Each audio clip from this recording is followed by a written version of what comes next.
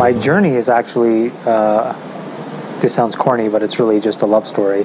My current wife, I met her 18 years ago in our first week as undergraduate students. I was in electrical engineering, she was in computer engineering. And then when we graduated, she moved to Silicon Valley. And instead, I was working in Toronto, Ontario.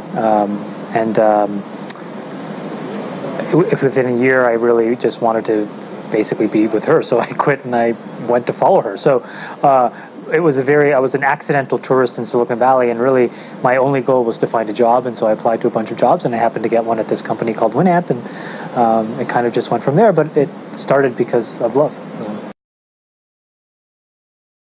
I mean, in general, my philosophy is that companies are built with great teams, and if you are lucky enough and fortunate enough to be successful, I think the right karmic thing to do is to share that success with as many people that contributed to it. And so, at Facebook, one thing that we did really well was make sure that everyone was very well rewarded.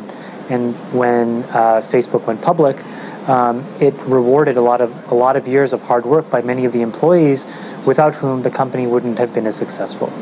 And so philosophically, I just really believe in that, in a model where you give out equity to all your employees, and they share a vested interest in the company's success, and they help you through thick and thin, trying to help you be, successful.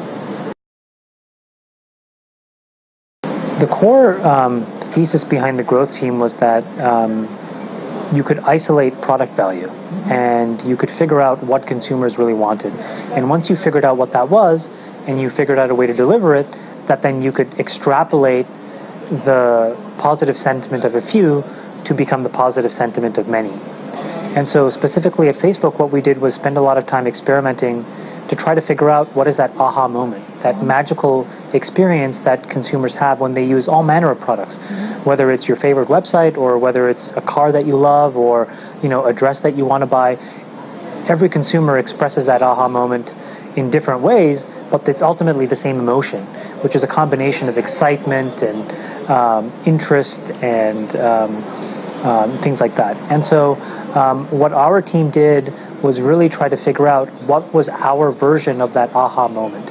And once we found it, we tried to spend as much time as possible to build features that reinforced that payoff. And so when you're an entrepreneur building a company, I think one of the more important things that you need to figure out early on is, what is this core behavior that I'm trying to define, or what is this core need, or what is this new type of interaction that I want people to really fall in love with. And once you figure that out, then it's really about building a whole set of other incremental features that continue to re-engage consumers with that core experience. I think that what Indians need to learn is at a very structural level. So the first one is to be able to celebrate failure. And great cultures, particularly the culture of Silicon Valley, celebrates failure as much as it celebrates success. And that's good because it gives people capital, social capital, to try very ambitious ideas. And if you fail, you're not ridiculed. So that's one structural thing. The second structural thing is, how do you build great teams, focused on making sure that everybody is empowered, that it's a highly transparent, highly decentralized, non-hierarchical organization, which can be somewhat antithetical to some of the cultural norms. And so redefining the way that companies are built in that manner, I think, is also really important. But beyond those two things, I actually think Indians are very capable of building multi-billion-dollar companies, mostly because I think they're in this very interesting transition from a very service-oriented technology industry to now this product-defined technology industry. And I think as that happens, you'll see the emergence of some exceptionally talented product founders. And I think if they are successful ultimately, it will be because in part that they understood those two things quite well, which is the desire to take risk and being unafraid of failure, and creating a very non-hierarchical, very decentralized company that rewards everybody. I mean, to be quite honest with you, I've been somewhat skeptical of the consumer internet realm now for several years. And the reason is because I think a lot of the key foundational companies have been built. And it will be another 4 or 5 years until their full destinies are really defined. Those include Facebook and Twitter as the prime examples. And so many of the companies that are getting started today are unfortunately somewhat more incremental and are focused on very peripheral behaviors. So in my opinion, the challenge is to not look at the areas that people have been spending time, but to look at the areas where one should be spending time in the future. And whether you look at that from a sociological perspective or whether you look at that from an economic perspective, there are a handful of areas that consistently come up as the ones that matter. Healthcare matters, education matters, financial services matter, and the evolution of the mobile internet matters. And so any of those four categories, in my opinion, right now are dramatically more interesting than consumer internet, and I think have the potential to yield some extremely large companies with young entrepreneurs who are just thinking in a very different way.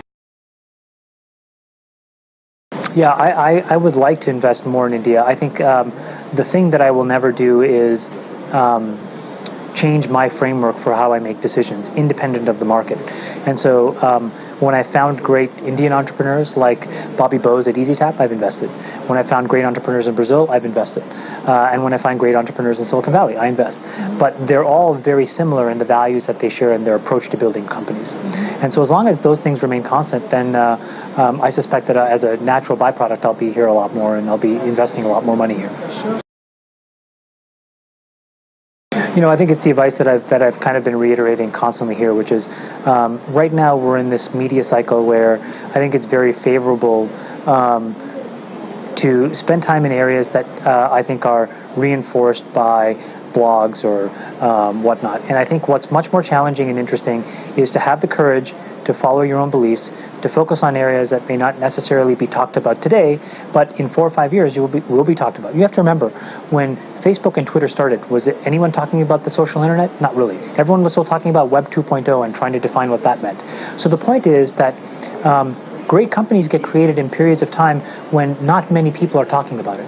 And it's counterintuitive, but it's true. And so making sure that one focuses on the real value that you're trying to create in the world and the impact, and not focusing and orienting yourself around the perception of what matters as based by a bunch of third parties is the most important thing. And I think when you can do that, you'll actually build something of real value.